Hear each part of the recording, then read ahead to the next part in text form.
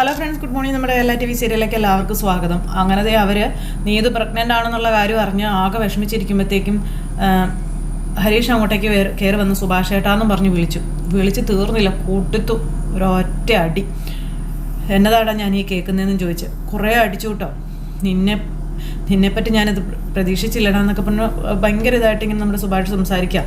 ഞാൻ എൻ്റെ അനിയന്മാരെ ഇങ്ങനെ വളർത്തിയിട്ട് നീ എന്ത് കാണിച്ചാടാ നിൻ്റെ അനിയന്മാരെ നീ വളർത്തി വെച്ചിരിക്കുന്ന നാട്ടുകാരെന്നോട് ചോദിക്കുമ്പോൾ ഞാൻ എന്താടാ അവരുടെ മുന്നിൽ പറയേണ്ടത്, അങ്ങനെയൊക്കെ പറഞ്ഞു.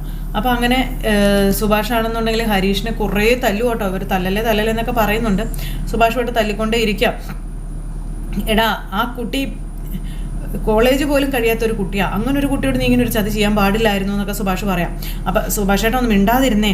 ആദ്യം അവനോട് എന്താ കാര്യം നമുക്ക് ചോദിക്കാമെന്ന് സുധീഷ് പറയുമ്പം ഇതിനു മേലെ എന്ത് ചോദിച്ചറിയാനാടാ, പറഞ്ഞത് ആ പെൺകുട്ടി തന്നെയല്ലേ, അതിനു മേലെ എന്ത് തെളിവാണ് വേണ്ടതെന്ന കാര്യമൊക്കെ ചോദിക്കുക. അപ്പോൾ സുഭാഷ് സുധീഷിനോട് എല്ലാവരും ആകെ പകച്ച് നിൽക്കുക കേട്ടോ. ഇതിൻ്റെ കാരണം എന്താണെന്നോ കാര്യം എന്താണെന്നോ സത്യം എന്താണെന്നോ ഒന്നും അറിയില്ലല്ലോ. ഒരു പെൺകുട്ടി ഇങ്ങനെ ഒരു വിഷയത്തിൽ നുണ പറയുമോ? പിന്നെ അവരുടെ അമ്മയുടെ ചോദ്യത്തിന് ഞാൻ എന്ത് ഉത്തരവാടാ പറയേണ്ടതെന്ന് ചോദിച്ചു. പിന്നെ ഇവൻ അവരുടെ മകൾക്ക് വിവാഹ വാഗ്ദാനം കൊടുത്ത് പീഡിപ്പിച്ച് ഗർഭിണിയാക്കിയെന്നായിരിക്കും അവർ കേസ് കൊടുക്കാൻ പോകുന്നത്. എന്താടാ, ഇനിയുള്ള കാലം ഇവന് ജയിലിൽ പോയി കിടക്കാം, അതിനാവശ്യമുണ്ടോ ഇവനെന്നൊക്കെ ചോദിച്ച് സുഭാഷ് ഭയങ്കരമായിട്ട് ദേഷ്യപ്പെടുന്നു. അപ്പം ഹരീഷേ, എടാ എന്താടാ ഇതൊക്കെ, എന്താ ഈ കേൾക്കണേ എന്ന് ചോദിച്ചു. അപ്പോഴേക്കും അടുത്ത അടിയും കൂടെ സുഭാഷ് അങ്ങ് കൊടുത്തു. ചോദിച്ചിട്ട് അവന് മറുപടി ഉണ്ടോ എന്ന് നോക്കിക്കേ എന്ന് പറഞ്ഞു. അപ്പം വേണ്ട സുഭാഷ് ഏട്ടാ, തല്ലല്ലേ എന്ന് നികേഷും പറഞ്ഞു. അതെ, ഒന്ന് നിർത്തേണ്ട സുഭാഷ് ഏട്ടാ, നമുക്ക് ഇതൊക്കെ സംസാരിച്ച് തീർക്കാമെന്നും സുഭാഷ് ഏട്ടാ വിട് എന്നും പറയാം. ചേട്ടാ, അവൻ പ്രേമിക്കുന്ന കുട്ടിയല്ലേ എന്ന് ചോദിച്ചു സുധീഷ്. അതുകൊണ്ട് ഇങ്ങനെ ചെയ്തതാണോ, ഇങ്ങനെ ചെയ്യാവുന്നതാണോടാ? എടാ, സ്നേഹിക്കുന്ന ആൾക്കാരോട് കൂടുതൽ കരുതലും ബഹുമാനവുമാണ് വേണ്ടത്. ഇത് സ്നേഹമൊന്നുമല്ല. ഞാനൊന്നും പറയുന്നില്ലെന്നും പറഞ്ഞുകൊണ്ട് ഭയങ്കരമായിട്ട് സുഭാഷ് ദേഷ്യപ്പെട്ട് സംസാരിക്കുക. ഹരീഷ് ഒരു അക്ഷരം പോലും മിണ്ടുന്നില്ല, കിട്ടിയ അടി മുഴുവൻ നിന്നുകൊണ്ടു. അപ്പോൾ അതല്ല സുഭാഷ് ഏട്ടാ, ഞാൻ പറയാൻ വന്നത് എന്താണെന്ന് വെച്ചാൽ, അപ്പോൾ ഈ കാര്യത്തിൽ ആരും എന്നോട് ഒന്നും പറയണ്ട, ആരും ഇവനെ ന്യായീകരിക്കുകയും വേണ്ട എന്ന് പറഞ്ഞു. അത് പറഞ്ഞ് സുഭാഷ് ഭയങ്കര ദേഷ്യത്തിലാണ്. അപ്പോൾ ആ കുട്ടിയുടെ വീട്ടുകാർ അവളെ കെട്ടിച്ചല്ല ഒന്ന് ഉറപ്പായപ്പോൾ അത് നടത്തി കിട്ടാൻ വേണ്ടിയിട്ടാണ് ഇവനിങ്ങനെ ചെയ്തതെന്നൊക്കെ ചോദിക്കാം. അങ്ങനെയാണെങ്കിൽ ഇവൻ എന്താ ചെയ്യേണ്ടത് സുധീഷേ? അങ്ങനെയൊന്നും അല്ല സുധീഷേട്ടാ എന്ന് പറഞ്ഞപ്പോഴേക്കും നീ മിണ്ടിപ്പോകരുത്. എടാ, നിന്നെ ഞാൻ എങ്ങനെയൊക്കെയാണ് വിചാരിച്ചിരുന്നതെന്ന് നിനക്കറിയോ? ഇങ്ങനെ ഒരു കാര്യം ചെയ്തിട്ട് മുന്നിൽ വന്ന് നിൽക്കാൻ തോന്നിയല്ലോടാ നിനക്ക്. സുഭാഷ് ഏട്ടാ ഞാൻ എന്ന് പറഞ്ഞുകൊണ്ട് ഹരീഷ്, പക്ഷെ ഹരീഷിനെ കൂടെ ഒന്നും പറയിക്കുന്നില്ല സുഭാഷ്. സുധീഷാണെങ്കിൽ ഭയങ്കര ഇതിൽ നിൽക്കും. അപ്പോഴത്തേക്കും നമ്മുടെ നികേഷ് ഇങ്ങനെ ചിരിക്കും കേട്ടോ. ആ സമയത്ത് നികേഷിനെ കണ്ടപ്പോൾ ചിരി വന്നു. ഞാൻ പറഞ്ഞുകൊണ്ട് അവനിങ്ങനെ ചിരിയൊക്കെ കടിച്ച് പിടിച്ചിങ്ങനെ നിൽക്കുക. ആ സമയത്ത് നിധി ഇത് കണ്ടു. നിധി ഇങ്ങനെ ഇവർ രണ്ടുപേരെയും മാറി നോക്കുക. അപ്പോൾ നിധി നോക്കുന്നത് കണ്ടപ്പോൾ ഞാനല്ല ഇവനാണെന്ന് നിധിയോട് പറയാം. അപ്പോൾ നികേഷ് എന്താണ് അതൊന്നും ചോദിച്ചുകൊണ്ട് നിധി ചിരിയൊക്കെ അടക്കി വെച്ച് സോറി എന്നും പറഞ്ഞിങ്ങനെ അവിടെ നിൽക്കുക. ഭയങ്കര ഇത്, ഇനി നീ എൻ്റെ മുഖത്ത് പോലും നോക്കി പോയേക്കരുത്, ചേട്ടാ എന്ന് വിളിച്ചിട്ട് അടുത്ത് പോലും വന്നേക്കരുതെന്ന് പറഞ്ഞ് സുഭാഷ് അവിടെ നിന്ന് അങ്ങോട്ടേക്ക് പോയി. സുഭാഷ് ഏട്ടാ എന്ന് പറഞ്ഞ് ഹരീഷ് വിളിച്ചു. എവിടെ സുഭാഷ് അങ്ങ് പോയി. അപ്പോൾ പോട്ടടാന്ന് പറഞ്ഞുകൊണ്ട് നമ്മുടെ സുധീഷ്, എടാ എന്നാലും ഒരു പാവം പോലെ ഇരുന്നിട്ട് നീ പറ്റിച്ച് കളഞ്ഞല്ലോടാ കൊച്ച് കള്ള എന്നൊക്കെ സുധീഷേ. എടാ മോനെ, സുഭാഷ് ഏട്ടൻ പറഞ്ഞതുപോലെ അവളെ കല്യാണം കഴിപ്പിച്ച് തന്നില്ലെങ്കിലോ എന്നുള്ള സൈക്കോളജിക്കൽ മൂവ് ആയിരുന്നോടാ അത്. അപ്പോൾ എടുക്ക കൊച്ച് കള്ള, സുധീഷ് ഏട്ടനൊന്ന് വെറുതെ ഇരുന്നേ എന്ന് പറഞ്ഞുകൊണ്ട് നമ്മുടെ ഹരീഷ് ഇത്ര പെട്ടെന്ന് നിന്നാലും ഇങ്ങനെയൊക്കെ ആവുമെന്ന് വിചാരിച്ചില്ലല്ലേ എന്നൊക്കെ പറഞ്ഞ് ഈ നികേഷ് ഇങ്ങനെ തോളെ കൈ എടുക്കണമെന്ന് പറഞ്ഞുകൊണ്ട് ഹരീഷ്. അപ്പോഴത്തേക്ക് സുഭാഷ് ഒച്ച കേട്ട് കയറി വന്നു. എനിക്ക് ഇപ്പോഴാണ് കാര്യം മനസ്സിലായത്. ഈ കാരണം കൊണ്ട് അന്ന് ആ കുട്ടി ഭാഗം തൂക്കി ഈ വീട്ടിൽ വന്നു നല്ലടാന്ന് ചോദിച്ചു. അയ്യോ അല്ല. എന്നിട്ട് നീ എന്താ ചെയ്തത്? അവളെ കൂട്ടിക്കൊണ്ട് പോയി ഒറ്റയ്ക്ക് സംസാരിച്ച് തിരിച്ചയച്ചു. അതിൽ നീ ചെയ്തത് ഈ കാര്യം ഞങ്ങളിൽ നിന്ന് മറച്ചു വെച്ച് അല്ലടാന്നൊക്കെ ചോദിച്ചപ്പോഴത്തേക്ക് ഹരീഷ് അന്തം വിട്ട് നോക്കുക. ദൈവമേ, കഥ എവിടെ നിന്നൊക്കെ എങ്ങനെയൊക്കെയാ ചാടി വരുന്നേ. അയ്യോ എന്നും പറഞ്ഞ് നിൽക്കുന്നു. അന്ന് ഞാൻ വിചാരിച്ചത് അവളുടെ ഭാവിയെക്കുറിച്ചുള്ള ഉത്കണ്ഠയും നമ്മുടെ കുടുംബത്തോടുള്ള സ്നേഹം കൊണ്ടാണ് നീ അങ്ങനെ ചെയ്തതെന്നാ. പക്ഷേ ഇതായിരുന്നു നിന്റെ പ്ലാനെന്ന് ഞാൻ അറിഞ്ഞില്ല എന്നൊക്കെ ഇങ്ങനെ സുഭാഷ് പറയണം. ഭയങ്കരമായിട്ട് ഹരീഷ് പേടിച്ചരണ്ട് ഇങ്ങനെ നിൽക്കുന്നു. അങ്ങനെ ഇരിക്കുമ്പോഴത്തേക്കും അങ്ങനൊന്നും ഇല്ല എന്ന് നമ്മുടെ ഹരീഷ് പറയുന്നുണ്ട്. എടാ, ഇത്രയൊക്കെ നടന്നിട്ടും എങ്ങനെയാടാ നിനക്ക് ആ കുട്ടിയെ വീട്ടിലേക്ക് പറഞ്ഞേക്കാൻ മനസ്സ് വന്നതെന്നൊക്കെ സുഭാഷ് ചോദിക്കണം. നിന്നോടൊക്കെ എന്ത് പറയണമെന്ന് പോലും എനിക്ക്, എടാ ഇങ്ങനെയൊക്കെ ആണോടാ നിന്നെ ഞാൻ വളർത്തിയതെന്നൊക്കെ ഹരീഷിനോട് ചോദിക്കുക സുഭാഷ്. ഹരീഷ് നിന്ന് കരയുവാണ്, ഭയങ്കര കരച്ചിൽ. നിധിയും ചാന്ദിനിയും കണ്ണും തള്ളിപ്പിടിച്ചിങ്ങനെ നിൽക്കുക. അല്ലെങ്കിൽ തന്നെ നമ്മുടെ കുടുംബത്തെക്കുറിച്ച് നാട്ടിലുള്ള പേര് പോരാഞ്ഞിട്ടാണോടാ ഒരു കൊച്ചു പെൺകുട്ടിയെ പ്രേമിച്ച് ഗർഭിണിയാക്കി എന്നുള്ള ക്രെഡിറ്റും ഒരു പേര് നീ സമ്പാദിച്ച് വെച്ചത് ആണോടാന്നൊക്കെ ചോദിച്ചു. ഹരീഷ് അപ്പോഴും നിന്ന് കരയണു. നിധിയും ചാന്ദിനിയും ഇങ്ങനെ ആകെ പേടിച്ച് ഭയന്നിങ്ങനെ നിൽക്കുക കേട്ടോ. സുധീഷേ, ഇതിങ്ങനെ വിട്ടാൽ ശരിയാവത്തില്ല. നാട്ടിലേക്ക് പോയ ഉടനെ ഇവനെ ആ കുട്ടിയെ കൊണ്ട് തന്നെ കല്യാണം കഴിപ്പിക്കണമെന്നും എന്ത് പ്രശ്നം ഉണ്ടായാലും വേണ്ടില്ല, നാട്ടുകാരെ കൊണ്ട് പറയിപ്പിക്കാനുള്ളൊരു ഇട വരുത്തരുതെന്നൊക്കെ പറഞ്ഞു. അയ്യോ ഞാനത് അന്നേ പറഞ്ഞല്ലായിരുന്നു, അപ്പം എൻ്റെ വാക്കാരും കേട്ടില്ലായിരുന്നല്ലോ ഒന്ന് സുധീഷ്. അതിന് ഇവനിങ്ങനെ ഒരു പണി ഒപ്പിക്കുമെന്ന് ഞാൻ സ്വപ്നത്തിൽ പോലും കരുതിയില്ല എന്ന് നമ്മുടെ സുഭാഷ് പറയാം സുധീഷിനോട്. എന്നും പറഞ്ഞുകൊണ്ട് നിധി ഇങ്ങനെ നിൽക്കുക കേട്ടോ. അപ്പം ശരി, നിങ്ങളതൊന്ന് വിട് സുഭാഷ് ഏട്ടാ. ഹരീഷ് നീ ഒന്ന് പുറത്ത് പോയി ഇവിടെ നിൽക്കണ്ട പോ എന്ന് പറഞ്ഞ സുഭാഷിൻ്റെ മുന്നിൽ നിന്ന് ഹരീഷിനെ പറഞ്ഞു വിട്ടു സുധീഷ്. എന്നിട്ട് സുഭാഷിനെ സമാധാനിപ്പിക്കാൻ വേണ്ടി അവിടെ നിന്ന് വിളിച്ചുകൊണ്ട് പോയി. അപ്പോൾ അവിടെ നിന്ന് ആ പെൺകുട്ടി അവരുടെ വീട്ടുകാർ എന്തുമാത്രം വിഷമിച്ചിട്ടുണ്ടാവുന്നു നീ ഒന്ന് ആലോചിച്ച് നോക്കിയെന്ന് പറഞ്ഞിട്ട് സുഭാഷ് അവിടെ ഇരുന്ന് ഇവരോട് പറഞ്ഞുകൊണ്ടിരുന്ന കരച്ചിലും പറച്ചിലും ഒക്കെ ആർക്കും ഒന്നും പറയാൻ പറ്റുന്നില്ല. സുധീഷ് മാത്രമാണ് ഇതിനകത്ത് ഇങ്ങനെ ഓരോ ഇതായിട്ട് നിൽക്കുന്നത്. കോളേജിൽ പോയിക്കൊണ്ടിരുന്ന പെൺകുട്ടി ഓരോ ദിവസം പ്രഗ്നൻ്റ് ആയെന്ന് നാട്ടുകാരറിയുമ്പം ആ കുടുംബം പതറിപ്പോവില്ലേ എന്ന് ചോദിക്കുവാണ്. അയ്യോ എന്നും പറഞ്ഞുകൊണ്ട് ഇങ്ങനെ നിൽക്കുകയാണ് ഇവരെല്ലാവരും. എന്തു പറയും, ഒന്നും പറയാനില്ല. അവരനുഭവിക്കുന്ന മാനക്കേട് അത് നിന്ന് ആലോചിച്ച് നോക്കിയേ. അതിനിവൻ കാരണക്കാരനായില്ലേ എന്ന് ചോദിച്ചു. ഇവർക്ക് എന്തെങ്കിലും പറയാനുണ്ടോ? പിന്നെ ഒരു പെൺകുട്ടിയെ വളർത്തി വലുതാക്കി അവസാനം അവളുടെ വിവാഹത്തിന് മുൻപ് ഇങ്ങനെ ആയി എന്നറിഞ്ഞാൽ തന്തയ്ക്കും തലയ്ക്കും സഹിക്കോടാ എന്നൊക്കെ ഇങ്ങനെ സുഭാഷ് ചോദിക്കുക കേട്ടോ. ഇവരിങ്ങനെ സുഭാഷിനെ തന്നെ ഇങ്ങനെ നോക്കിക്കൊണ്ടിരിക്കുക. സുഭാഷിലെ ആ ഒരു നല്ല മനസ്സൊക്കെ കണ്ട് ശാന്തിനിയും നിധിയും ഇങ്ങനെ അന്തം നോക്കി നിൽക്കുന്നു. ഇവനിപ്പോൾ നമ്മുടെ കൂടെയാ. അവളുടെ വീട്ടുകാരെന്താ വിചാരിക്കുക, അവളെ പ്രഗ്നൻ്റ് ആക്കി ഇവൻ മുങ്ങിന്നല്ലേ വിചാരിക്കുള്ളൂ എന്ന് പറയാം. അങ്ങനെ സുഭാഷ് ഇവിടെ ഇങ്ങനെ പറയുമ്പോൾ അങ്ങനെയൊന്നും അല്ലല്ലോ സുഭാഷ്, നമ്മളിവിടെ അമ്പലത്തിൽ വന്നതല്ലേ, നമുക്ക് മാത്രമല്ലല്ലോ അവർക്ക് കൂടി നാണക്കേടുണ്ടാക്കുന്ന കാര്യമല്ലേ, അതുകൊണ്ട് അവർ പരാതിയൊന്നും കൊടുക്കില്ല, നമുക്ക് നാട്ടിൽ ചെന്നിട്ട് അവരോട് സംസാരിക്കാമെന്നൊക്കെ സുധീഷ്.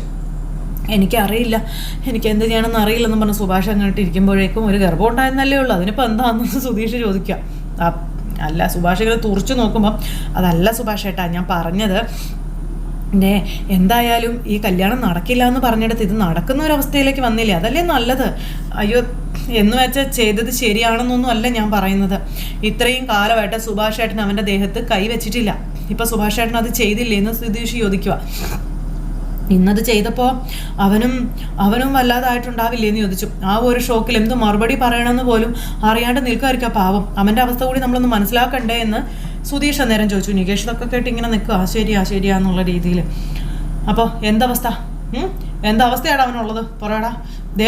ഇനി ഈ കാര്യത്തിൽ അവന് വക്കാലത്ത് പറയാൻ നിൽക്കരുത് കേട്ടോ എന്ന് സുധീഷിനോട് പറയുമ്പം, അയ്യോ ചേട്ടൻ ഞാൻ അങ്ങനെ ഒന്നും വക്കാലത്തിന് വേണ്ടി പറഞ്ഞതല്ല, അവർക്ക് രണ്ടുപേർക്കും തമ്മിൽ ഇഷ്ടമാണ്, നടന്നത് നടക്കുകയും ചെയ്തു, അങ്ങനെയുള്ളപ്പോൾ നമ്മൾ എന്ത് ചെയ്യാനാന്നൊക്കെ സുധീഷ് ഇങ്ങനെ സുഭാഷിനോട് ചോദിക്കുന്നു.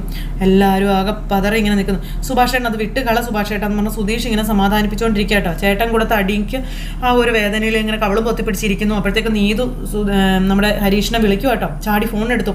ഹലോ നീതു, ഹരീഷേ എടി എന്താടി പ്രശ്നം, എന്ത് കാര്യത്തിന് എന്നിട്ട് ചേട്ടൻ എന്നെ വിളിച്ചു ഇങ്ങനെ ചീത്ത പറയണേ എന്ന് ഹരീഷ് ചോദിക്കുക നീതുവിനോട്. എടി സുഭാഷ് ചേട്ടനെ വിളിച്ചിട്ട് നിന്റെ അമ്മ എന്തൊക്കെയാ പറഞ്ഞേ? ഒന്നും പറയണ്ട, ഇവിടെ പ്രശ്നത്തോട് പ്രശ്നമാണെന്ന് നീതു പറയാം. അതൊക്കെ പോട്ടെ, നിനക്ക് സുഖമല്ലേ എന്ന് ചോദിച്ചപ്പം, എടി നീ തമാശ കളിക്കാണോ എന്ന് ചോദിച്ചു ഹരീഷ്. എന്നാ നീ ക്യാഷ്വലായിട്ടൊക്കെ സംസാരിക്കുന്നതെന്ന് ഇങ്ങനെ ചോദിച്ചു കേട്ടോ. എടി നിന്റെ ചേട്ടൻ വിളിച്ച് എന്തൊക്കെയോ പറയുന്നുണ്ടല്ലോ, എന്താ പറഞ്ഞേ? എടി എന്തൊക്കെയോ പറയുന്നുണ്ട്, നീ പറയാൻ പറഞ്ഞു. അതാ പറഞ്ഞത്, എന്താ പറ, അത് പറയാൻ പറഞ്ഞു നീതു. എടി നീ പ്രഗ്നൻ്റ് ആണെന്നൊക്കെയാ പറയുന്നത്, അതെങ്ങനെയാണെന്ന് ഹരീഷ് ചോദിക്കുമ്പോൾ നമ്മുടെ നീതു ഒന്ന് ചിരിച്ചു. എൻ്റെ പൊന്നോ, എങ്ങനെയെന്ന് വെച്ചാ ഞാനിപ്പോൾ എന്താ പറയാ, ഇപ്പം ഞാൻ അവരുടെ മുന്നിൽ പ്രഗ്നൻ്റാ. എടി അതാ ചോദിച്ചത്, എങ്ങനെ അത് പറയാൻ പറഞ്ഞു. എടി നമ്മൾ തമ്മിലൊന്നും ഉണ്ടായിട്ടില്ലല്ലോ എന്ന് ഹരീഷ് പറയാം, പിന്നെ എങ്ങനെയാണെന്നൊക്കെ ചോദിച്ചപ്പോൾ നീതു ഇരുന്ന് ചിരിച്ചു. നീതുവിനും എല്ലാം തമാശയായിട്ട് ഇങ്ങനെ ഇരിക്കുക കേട്ടോ. ഹരീഷ് ഇവിടെ മുള്ളേല. എടി നീ സത്യമാണോ പറയണേ, എന്നാ കാര്യം പറയാൻ പറഞ്ഞപ്പം, ഇപ്പം ഞാൻ അവരുടെ മുന്നിൽ പ്രഗ്നൻ്റ് ആണെന്ന് പറഞ്ഞില്ലേ, അപ്പം അത് കേട്ടപ്പോൾ എടി എനിക്ക് മനസ്സിലാവണില്ല, എങ്ങനെ നീ കാര്യം പറയാൻ പറഞ്ഞു. എടാ നീ എന്തിനാ അതിനിങ്ങനെ ടെൻഷൻ ആവുന്നേ, ഒന്നുമില്ലെങ്കിലും ഒരു അച്ഛനാകാൻ പോവുകയാണെന്ന് ഇവരൊക്കെ പറഞ്ഞില്ലേ, അപ്പോൾ സന്തോഷിക്കല്ലേ വേണ്ടതെന്ന് നീതു ചോദിക്കാട്ടോ. അന്നേരത്തിന് ഹരീഷിന് പിടി വീണ്ടുക. എടി എന്നെ ഭ്രാന്ത് പിടിപ്പിക്കരുതേ, അങ്ങനെയൊന്നും സംഭവിക്കത്തില്ലല്ലോ, പിന്നെ എങ്ങനെയാന്നൊക്കെ ചോദിച്ചു. അപ്പോൾ നിന്റെ സുഭാഷ് ചേട്ടൻ്റെ കല്യാണത്തിന് മുൻപ് നമ്മുടെ കല്യാണം പറ്റില്ലെന്നല്ലേ പറഞ്ഞത്, പ്രഗ്നൻ്റ് ആകാൻ പാടില്ലെന്നൊന്നും പറഞ്ഞിട്ടില്ലല്ലോ. അത് കേട്ടപ്പോൾ എടി നീതു എന്നെ വട്ടാക്കരുത് കേട്ടോ, ആദ്യം നീ കാര്യം എന്താണെന്ന് വെച്ചാൽ പറ, നീ പ്രഗ്നൻ്റ് ആകാൻ ഒരു സാധ്യത നമ്മുടെ ഇടയിൽ ഉണ്ടായിട്ടില്ല എന്നും പിന്നെ എങ്ങനെയാണെന്ന് ഹരീഷ് ചോദിക്കുക. അത് പറ എന്നും പറഞ്ഞ് ഹരീഷ്. അപ്പം നീതു ഭയങ്കര ചിരി. അപ്പം നീ എന്നെ സംശയിക്കുകയാണോടാ ഹരീഷേ? എന്നും പറഞ്ഞുകൊണ്ട് ഹരീഷ് ഭയങ്കര ദേഷ്യത്തിൽ ഇങ്ങനെ നിൽക്കുക. അപ്പം നമ്മൾ പ്രേമിക്കുന്നവരാണ്, ഉടനെ കല്യാണം കഴിക്കും എന്ന് വിശ്വസിച്ചല്ലേ ഞാൻ ഇങ്ങനെയൊക്കെ ചെയ്തത്, ഇപ്പം പ്രഗ്നൻ്റ് ആണെന്ന് അറിഞ്ഞിട്ട് നീ എന്താ എന്നെ ഒഴിവാക്കാൻ നോക്കുകയാണല്ലേ എന്ന് ചോദിച്ചു. എടി എനിക്ക് നീ പറയണത് വേറെ, ഞാൻ പറയണത് വേറെ, നീ പറയുന്നത് എനിക്ക് മനസ്സിലാവുന്നൊക്കെ ഉണ്ട് ഹരീഷേ, നിനക്കിപ്പോൾ എന്നെ സംശയമായല്ലേ എന്നൊക്കെ ചോദിക്കുമ്പോൾ ഉഫ് എടി നീ ഒന്ന് പറ എന്ന് പറഞ്ഞ് ഹരീഷ് ഇങ്ങനെ പറയാം. അപ്പോഴേക്ക് നീതു ഭയങ്കര ചിരി. അപ്പോൾ അമ്മ പറയുന്നതേ നീ എന്നെ ഇനി ഉപേക്ഷിക്കും, ആ കുട്ടിയെ ഞാൻ തനിയെ വളർത്തേണ്ടി വരുമെന്നൊക്കെയാണെന്നൊക്കെ പറയുമ്പോഴത്തേക്കും അയ്യോ ഹരീഷിന് പേടിയായിട്ടും പാടില്ല. പക്ഷെ എൻ്റെ ഹരീഷ് അങ്ങനെയല്ല, എന്നെ കല്യാണം കഴിക്കുള്ളൂ എന്ന് ഞാൻ തർക്കിച്ച് പറഞ്ഞിട്ടുണ്ട്, എന്നിട്ട് നീ എന്നെ സംശയിക്കുന്നുണ്ടല്ലോ എന്നൊക്കെ പറയുമ്പോൾ അയ്യോ ഞാൻ നിന്നെ സംശയിക്കണതല്ല, ഇതൊക്കെ എങ്ങനെയാണെന്ന് ഹരീഷ് ചോദിച്ചു. അപ്പോൾ എങ്ങനെയാണെന്ന് ചോദിച്ചാൽ ഞാൻ നിന്നെ ലവ് ചെയ്യുന്നു, ഞാനിപ്പോൾ പ്രഗ്നൻ്റ് ആയി, ഇതിലും പറ്റത്തെ ലോജിക്ക് പ്രശ്നമുള്ളതെന്നൊക്കെ നീ ഇത് ചോദിക്കാട്ടോ. അത് കേട്ടപ്പോൾ എടി ലോജിക്കൊക്കെ ഓക്കെ, പക്ഷേ എങ്ങനെയാണെന്ന് ഹരീഷ് ചോദിച്ചു. അപ്പോഴത്തേക്ക് നമ്മുടെ നീതു ഹരീഷിനെ ഇങ്ങനെ വട്ടാക്കിക്കൊണ്ടിരിക്കുക. എന്നിട്ട് ഫോൺ അങ്ങ് കട്ട് ചെയ്തു. അകത്ത് അവരാകെ ചൂട് പിടിച്ചിരിക്കുകയാണ്. അതിനുശേഷം സുഭാഷിന് വെള്ളമൊക്കെ കൊണ്ടുവന്ന് നികേഷ് കൊടുക്കുന്നു. പിന്നെ സുധീഷിനെ തല്ലിയതിനെ പറ്റിയുള്ള കാര്യങ്ങളൊക്കെ പറഞ്ഞുകൊണ്ട് അങ്ങനെ ഇരിക്കുക. സുഭാഷ് എന്നിട്ട് കുറേ വെള്ളം ഇങ്ങനെ മടുപടാന്ന് കുടിച്ചു. അത് കഴിഞ്ഞപ്പോൾ ഹരീഷിൻ്റെ അടുത്തേക്ക് സുധീഷ് ചെല്ലുക, ഇങ്ങനെ ഞെട്ടി നിൽക്കുവാണ്. എടാ ഈ ഒരു വാർത്ത കേട്ടിട്ട് നീ ഇതിനാണ് അങ്ങനെ ഞെട്ടുന്നതെന്ന് ചോദിച്ചു. പിന്നെ ഇത്തരം കാര്യങ്ങളിൽ നമ്മുടെ വീട്ടിൽ അത്യാവശ്യം കുറുമ്പ് കാണിക്കുന്നവൻ ഞാനാണെന്നാണ് എല്ലാവരുടെയും വിചാരം. പക്ഷേ നീ തനി കുട്ടി കുറുമ്പനായി കേട്ടോ നമ്മുടെ സുധീഷ് പറയാം. മിണ്ടാപ്പൂച്ച പോലെ എന്നിട്ട് കൃത്യസമയത്ത് തന്നെ കലോട്ടോ ഉടച്ചലോടെ കള്ള എന്നൊക്കെ പറഞ്ഞ് ഭയങ്കര ഇത്. അപ്പോൾ എന്താണ് ചക്കരെ കാര്യം പറ.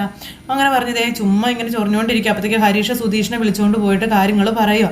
എടാ അങ്ങനെയൊന്നും ഇല്ലെങ്കിൽ പിന്നെ അവൾ പറഞ്ഞത് എന്താണെന്ന് ചോദിച്ചു. അങ്ങനത്തെ നമ്മുടെ ഹരീഷിനെ സുഭാഷിൻ്റെ അടുത്തേക്ക് ചെന്നതും സുഭാഷ് തല്ലിയതും ഇതെല്ലാം ഒരു സെക്കൻഡുകൾ കൊണ്ട് നമ്മുടെ സുഭാഷ് ഇരുന്ന് ഓർത്ത് ഭയങ്കരമായിട്ട് വിഷമിച്ചു. ഈ സമയത്ത് എന്ത് പറയണമെന്നോ എന്ത് ചെയ്യണമെന്നോ അറിയാതെ നമ്മുടെ ഹരീഷ് ഇങ്ങനെ അപ്പുറം മാറി നിൽക്കും. അപ്പോഴത്തേക്ക് സുഭാഷ് അങ്ങോട്ടേക്ക് ചെന്നു. നിനക്ക് ഞാൻ തല്ലിയത് വേദനിച്ചോടാന്ന് ചോദിച്ചു. അപ്പോൾ അതെ സുധീഷ് പറഞ്ഞത് മനസ്സിലിങ്ങനെ കിടക്കുക. അപ്പോൾ ആ ഒരു സമയത്ത് ഭയങ്കര എന്നാ പറയുന്നത് വിഷമത്തിൽ എങ്ങനെ നിൽക്കുക.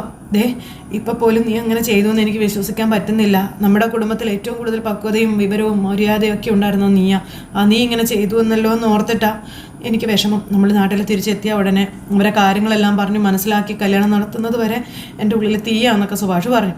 എടാ നടക്കേണ്ടത് എന്തായാലും നടന്നു, ഇനി നീ അതിനെപ്പറ്റി ഓർത്ത് വിഷമിക്കണ്ടെന്ന് പറഞ്ഞു. എടാ കല്യാണക്കാരെയൊക്കെ ഞങ്ങൾ നോക്കിക്കോളാമെന്ന് സുഭാഷ് പറയാം. അവിടെ വീട്ടുകാർ വന്ന് ആദ്യം ഇച്ചിരി പ്രശ്നമൊക്കെ ഉണ്ടാക്കും, അവരോട് വഴക്കിനൊന്നും പോകാതെ കാര്യങ്ങളെല്ലാം നമുക്ക് ചെയ്യാമെന്നൊക്കെ പറഞ്ഞ് സുഭാഷ് ഇങ്ങനെ പറയുവാണേ. ഇതെല്ലാം കഴിഞ്ഞതിന് ശേഷം പിന്നെ കാണിക്കുന്നതെന്ന് പറഞ്ഞു കഴിഞ്ഞിട്ടുണ്ടെങ്കിൽ കുറച്ച് പേര് അവിടെ ഇരുന്ന് ഇങ്ങനെ സംസാരിക്കുന്നു. അപ്പോൾ അങ്ങനത്തെ കുറച്ച് ഗുണ്ടകളും ഒക്കെ ഇങ്ങനെ സംസാരിച്ചുകൊണ്ടിരിക്കുന്ന ആ ഒരു സിറ്റുവേഷനും കാര്യങ്ങളൊക്കെ കാണിച്ചുകൊണ്ട് ഇന്നത്തെ കഥ അവസാനിച്ചു. അപ്പോൾ എല്ലാവർക്കും നല്ലൊരു ദിവസം ആശംസിക്കാം കേട്ടോ. ടാറ്റാ.